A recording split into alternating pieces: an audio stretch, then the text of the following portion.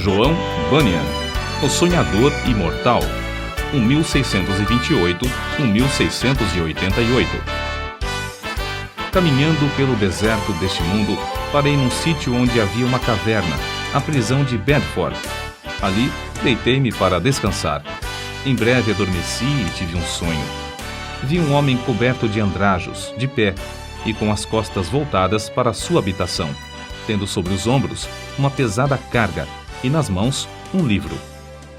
Faz 3 séculos que João Bunyan assim iniciou o seu livro O Peregrino.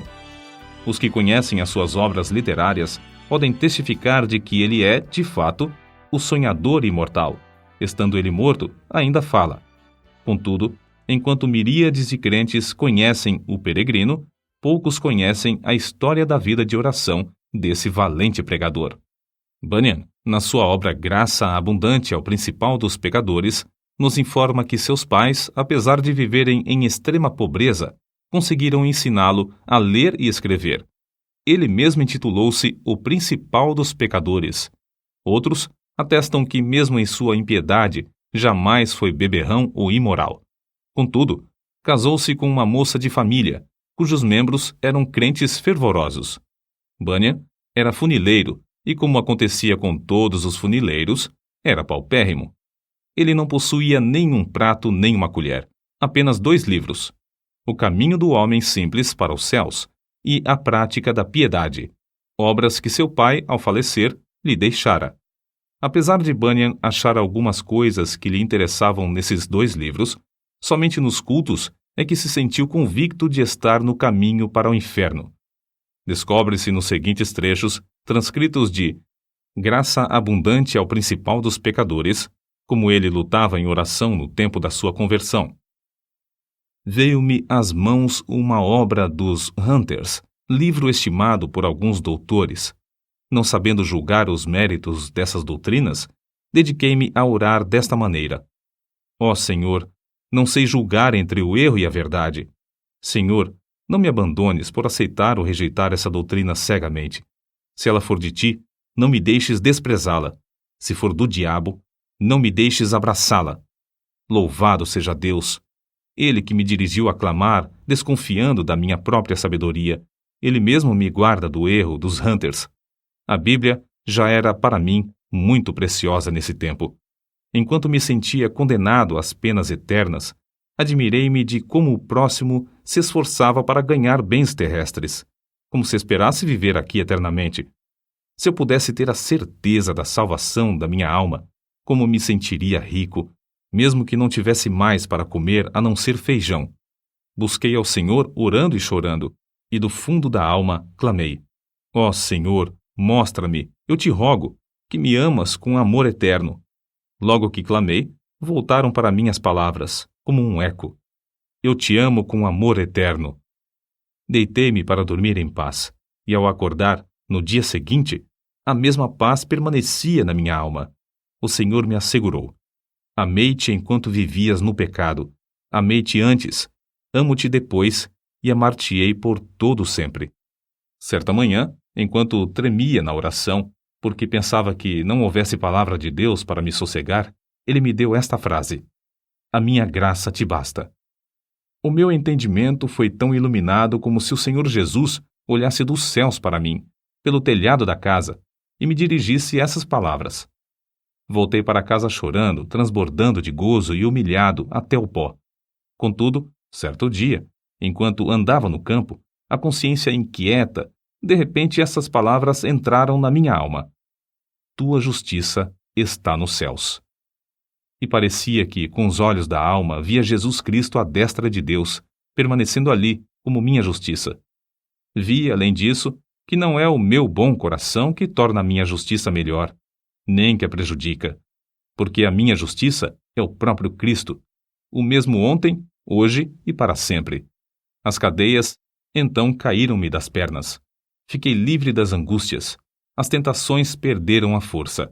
O horror da severidade de Deus não mais me perturbava, e voltei para casa regozijando-me na graça e no amor de Deus. Não achei na Bíblia a frase: Tua justiça está nos céus, mas achei: o qual para nós foi feito por Deus sabedoria e justiça, e santificação e redenção. 1 Coríntios, capítulo 1, versículo 30. E vi que a outra frase era verdade. Enquanto eu assim meditava, o seguinte trecho das Escrituras penetrou no meu espírito com poder. Não pelas obras de justiça que houvéssemos feito, mas segundo a sua misericórdia nos salvou. Assim, fui levantado para as alturas, e me achei nos braços da graça e misericórdia. Antes temia a morte, mas depois clamei: quero morrer. A morte tornou-se para mim uma coisa desejável. Não se vive verdadeiramente antes de passar para outra vida. Oh, pensava eu, esta vida é apenas um sonho em comparação à outra. Foi nessa ocasião que as palavras herdeiros de Deus se tornaram tão cheias de sentido que eu não tenho como explicá-las aqui nesse mundo. Herdeiros de Deus. O próprio Deus é a porção dos santos. Isso vi e disso me admirei, contudo, não posso contar o que vi. Cristo era um Cristo precioso na minha alma. Era o meu gozo, a paz e o triunfo por Cristo eram tão grandes que tive dificuldade em conter-me e ficar deitado.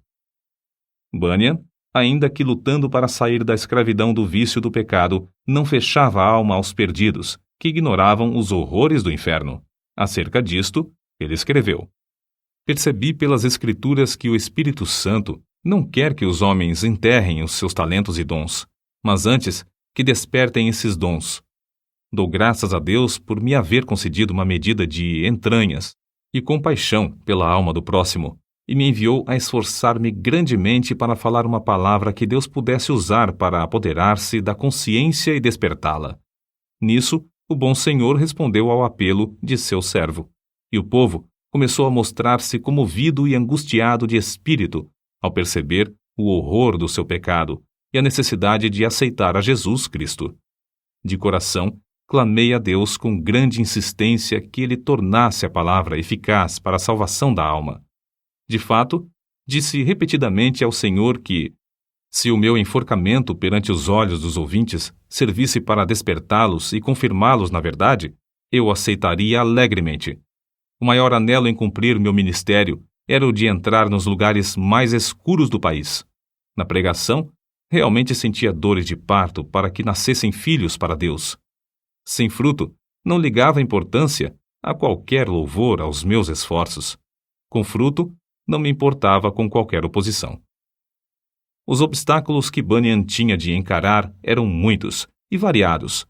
Satanás, vendo-se grandemente prejudicado pela obra desse servo de Deus, começou a levantar barreiras de todas as formas.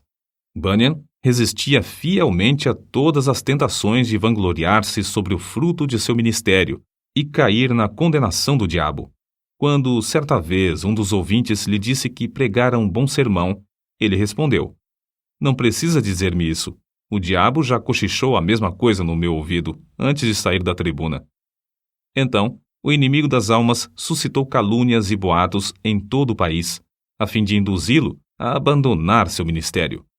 Chamavam-no de feiticeiro, jesuíta, cangaceiro, e afirmavam que vivia amancebado, que tinha 2 esposas e que os seus filhos eram ilegítimos. Quando o maligno falhou em todos esses planos de desviar Bunyan do seu ministério glorioso, seus opositores denunciaram-no por não observar os regulamentos dos cultos da igreja oficial. As autoridades civis o sentenciaram à prisão perpétua, recusando terminantemente a revogação da sentença, apesar de todos os esforços de seus amigos e dos rogos de sua esposa. Tinha de ficar preso até se comprometer a não mais pregar. Acerca de sua prisão, ele diz: nunca tinha sentido a presença de Deus ao meu lado em todas as ocasiões como depois de ser encerrado, fortalecendo-me tão ternamente com esta ou aquela escritura, até me fazer desejar, se fosse lícito, maiores provações para receber maiores consolações. Antes de ser preso, eu previ o que aconteceria, e 2 coisas ardiam no coração acerca de como poderia encarar a morte, se chegasse a tal ponto. Fui dirigido a orar pedindo a Deus que me fortalecesse com toda a força, segundo o poder da sua glória, em toda a fortaleza e longanimidade, dando com alegria graças ao Pai. Quase nunca orei durante o ano que precedeu minha prisão, sem que essa escritura me entrasse na mente, e eu compreendesse que, para sofrer com toda a paciência, devia ter toda a fortaleza, especialmente para sofrer com alegria,